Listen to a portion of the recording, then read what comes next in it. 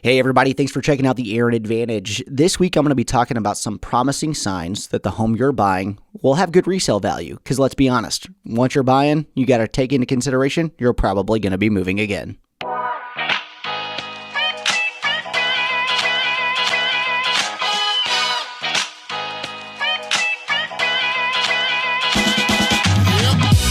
One of the first signs that a house is going to have good resale value is if there's a lot of great things that are happening around it. If you've got a walkable neighborhood where there's plenty of restaurants or grocery stores or other things that you can get to real easily. If you've got a nearby park or things that the kids can do, that's a good sign that the house will continue to be something that is desirable for buyers in the future. On the flip side, you don't want that neighborhood to be so hopping that it's just continuously congested and loud. So that's the second thing that you want to look at. If you've got a nice quiet street where people are actually out, kids are able to play and run around freely, that's another good indicator that it's going to be something that's going to be... Damn it, Scotty!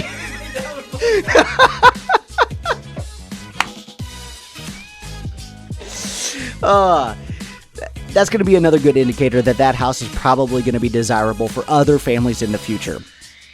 Another good indicator that a house will probably resell well in the future is if it's got the systems in good shape. If you're buying a house that has a newer roof and the mechanical components are in good shape, and you're probably going to live there for 5 to 7 years, which is average for most people, that's a good indication that you're probably not going to have to sink a lot of money into those components moving forward, and other buyers will be interested in that home in the future as well. Just because a home isn't brand new construction doesn't necessarily mean that it won't have resale value if all of the working components are in good shape and you can sell it again in the future. Whether you have kids or not, you also need to pay attention to what the school system looks like. Just because you don't have kids doesn't mean that the next buyer won't have kids.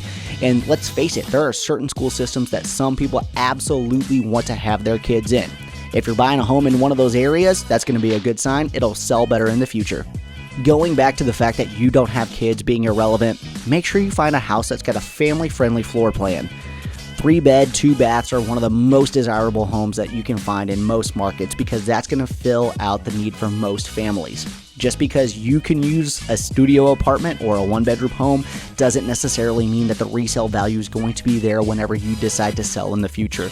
Be conscious of the people who might be there after you when you're making a purchase, and it'll help you out in the long run. Now this one may be a little bit counterintuitive. My brother doesn't agree with this one, but you may also consider a restrictive community. What do I mean by that? Homeowners associations. Yes, I know, we've all seen the memes that a group of Karens is called a homeowners association. But in fact, they're actually good for property values. They make sure that there are specific covenants and restrictions that are put in place, so architecturally everything looks good, the property values are maintained, and the streets are clear. So just because you've heard bad things about an HOA doesn't necessarily mean it's true, and it might make your home more desirable in the future. Thanks for checking out this episode of the Aaron Advantage. These are certain things that buyers may not be taking into consideration when they're purchasing their home, but they're definitely things you should consider if you want to make sure you can resell it in the future.